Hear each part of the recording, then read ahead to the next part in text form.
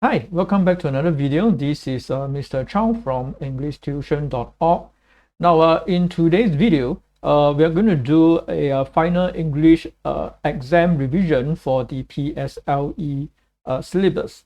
This video is made for the academic year 2023, right? And the PSLE English exam is just around the corner, which will take place roughly about 4 weeks from the making of this video. So let's get started with the revision. Let's start with paper 1. Now, the first component that you're going to work with is the situational writing. And note that the situational writing is worth a total of 15 marks. If you forget, right, out of these 15 marks, 6 marks will be for the points. In other words, the bullet points that are in the question itself. If you answer one bullet point, you get 1 mark. Some bullet points are worth 2 marks. So, you get 2 marks just for answering that particular bullet point. And we manage to answer all of them, you get a total of 6 marks. The rest of the marks will be for your language, all right? So what students should do, and I teach my students this way as well, is to adopt a systematic approach to make sure that all the points are covered. Now, please note that the situational writing is one of those exercises that you can score very well even if you have weak grammar, right? Or even if you have weak language skills. That's because the exercise itself is relatively simple. You're not required to use a lot of your own words, as long as you can identify, you can read the question carefully and identify where the answer is in the question paper, and then form your own sentences, and that's how you earn the mark. So it's not a difficult an exercise at all. All right, so do take advantage of the situational writing exercise, because from experience, even students who are weak in the language can score 10 upon 15, 11 upon 15, right? The writing is relatively short, so there are not many opportunities for you to review your weaknesses. So do focus on this particular component if your language skills are weak. Now, of course, it is recommended that you use your own words. Do note that using your own words is not a requirement for this exercise at all. In other words, for certain phrases that are part of the answer, you can actually copy and paste. All right, so you don't have to come up with your own synonyms to try and replace all the words. All right. However, do remember to form proper sentences. When I say proper sentences, and we are not very confident in forming a long sentence, right? Like combining 2 sentences together, what you can do is just to write what we call simple sentences, right? And you've been writing simple sentences in primary 1, 2, 3, 4, 5, 6, 7, not primary 7, primary 6, or up to primary 6, right? Primary 6 PSLE, all right? So I don't believe that you cannot do it, right? You should be able to at least form simple sentences. Nobody is expecting you in this particular exercise to form very complex or compound sentences. And do remember to use the correct grammar, right? With proper subject, verb, proper tense, and you're done, right? And then after 9 marks, probably you get 5 or 6. If you're stronger, you can even get 7 or 8, right? So do your best for this particular exercise. All right, and good luck with that. With that, let's move on to the second component of paper 1, which is the continuous writing. So again, as usual, this is a very challenging exercise, especially for students who do not read or write a lot. In other words, you lack practice and you do not have the confidence going into this particular exercise. So hopefully you find some of the information here to be useful going forward.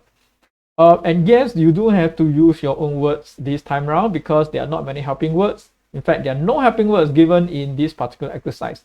There are a few question prompts, right? But the question prompts are meant to help you come up with a proper story. That's all right? You will not be receiving any helping words at all. Now, do read the question carefully and do not write out of point, because if you write out of point, it would be an immediate failure. So the rest of this video doesn't matter at all. You've already failed the question because you are not writing on topic. You need to stay on topic all the time. So one way to avoid writing out of point is to go back and read the question every now and then to make sure that you don't digress, because some of the students, they do get carried away telling their story. They're so excited and so happy, yes, so inspired by these ideas, that they do get carried away, and they forgot about the topic. Okay, so don't write out of point. Okay, that's the reminder. Practice your storytelling skills. Now, I can't possibly give you a full lesson on what makes a good story, because that will be beyond the scope of this video. But if you have been reading up on different stories, even your comprehension passages, some of them are stories, right? Think about the type of stories that you tend to enjoy, and try to emulate those ideas, right? I'm not asking you to copy and memorize and regurgitate, right? But you can borrow storylines, right? And then adjust them accordingly, according to the topic especially, and tell your own story, make it your own, tell your own original story. So the storytelling skills, there are no band-aids. You do have to expose yourself to more storylines. So when students attend my lessons, of course, I'll give them examples, I'll give them demonstrations, but like I said, this takes time. Well, you still have time going into PSLE. So if you do not feel confident about your continuous writing, and you have no idea what a good story looks like, now is the time to start, right? Go and read some model essays, go and ask your tutor, ask your teacher to share with you, right? What is the idea of a good story? Because this, the 40 marks is divided into 20 marks for the story and then 20 marks for the language. So this is half the marks of the exercise, all right? Of course, the other half of the marks will go to language, which consists of everything under language, right? Use of proper grammar, choosing a variety of words, phrases, as well as sentence structures, okay? So the weaker students who like to stick with simple sentences all the time, using the same verbs, same connectors, same sentence structures, they tend not to do so well, right? If you keep on doing that, and provided you make minimum mistakes, the maximum score you can get is likely 12, 13 upon 20, right? But if you can come up with good word choices, so that's where your vocabulary comes in. So at this late stage, what I advise students to do is to go and focus on a set of your favorite vocabulary that you can use in your favorite stories, right? Just focus on those phrases and remember them, so that during the exam itself, you can pick some of these words and phrases to use. But having said that, be very careful. Learning the words and the phrases, once you remember the spelling, doesn't mean you know how to use them. Get an adult, your teacher or older sibling or your tutor, to vet through some of your sentences to make sure that they are used in the right context, right? Before they give you the green light that you can use some particular adjectives or similes, etc., etc. All right. So don't assume that you can just memorize a bunch of fancy words and then go to the exam and just regurgitate and throw out all the fancy words, and expect to do well. No, because you might end up making mistakes and they are used in the wrong context. So that means you get penalized rather than be rewarded for your effort. All right. Okay, and a final reminder is to remember to refer to at least one picture. There are 3 pictures given.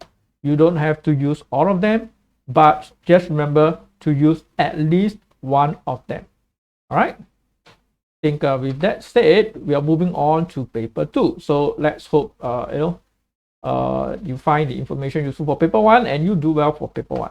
Now for paper 2, you start with the booklet A. And booklet A consists of all MCQ, including 8 marks for the visual comprehension, which is also MCQ, multiple choice question. So, well, if you think about it, this is primarily a reading exercise, because 80-90% is reading. You just make sure you pick the right choice. So for the students who grow careless, right, and don't like to identify keywords, don't like to do some working, then they tend not to do so well in the booklet A, right? So you have plenty of time. So do take the time to read all the words carefully, read all the options carefully, right? Including your visual comprehension. All right, sometimes visual comprehension, they give you certain MCQ, that, like especially true or false question, where you have to read through all the 4 options in order to identify the one that is true or false, right? So you have to cross-reference between the options and what's being given in the visual, right? And then find a match there. So that requires some reading skills. Also do practice and make sure that you're not making many careless mistakes, right? So you need to read carefully to avoid those careless mistakes. Okay, in my opinion, all the MCQ, including the open-ended grammar, even if you're weak in English, you should try to score well. So this MCQ, right, is part of the easiest part of the paper. If you do not score well for MCQ, then for the open-ended section, which we're going to talk about later, right, those challenging sections, for some students, is going to be disastrous, right? And you might end up failing the exam as a result. Okay, so for weaker students, just try to score well for the MCQ as well. But for stronger students, some students that I've worked with, they tend to be a bit overconfident, right? And in fact, they're so confident that they avoid doing working as well, right? And do not identify the right keywords, do not think carefully about the subject-verb agreement, etc. And so they end up scoring the same as the weaker students, right? That should not be the case, right? For stronger students, you want to avoid careless mistakes so that you can score close to full marks for the MCQ. So don't let any mark get away from you. While you're talking about vocabulary, so that's a little bit hit and miss. There's no way to prepare for every single word in the sun. All right, so if you have read widely, you have a good range of vocab, then I think your job is done and you're adequately prepared for the exam.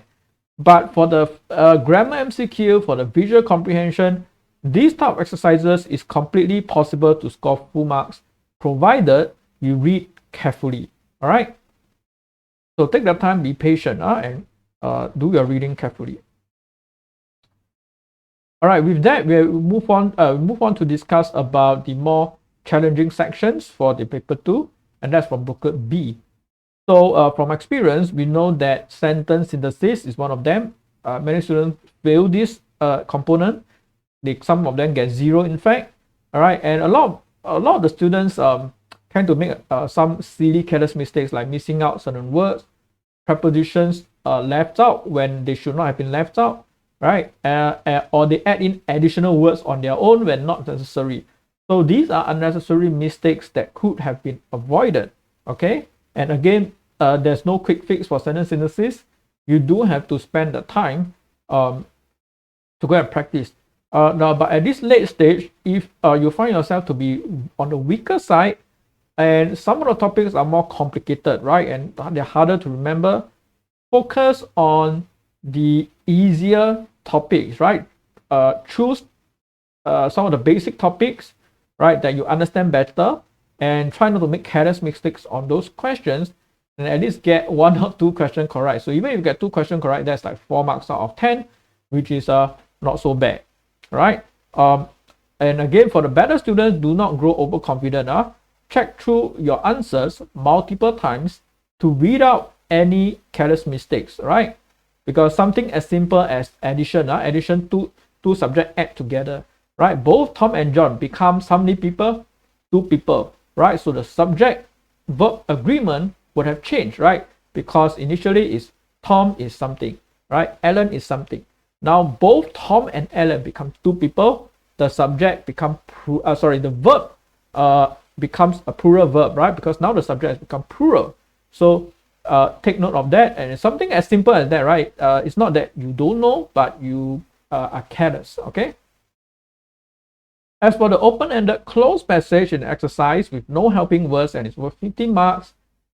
Again, to do well in this exercise, I think is about 30% reading, right? 35% on your vocab and another 35% on your grammar.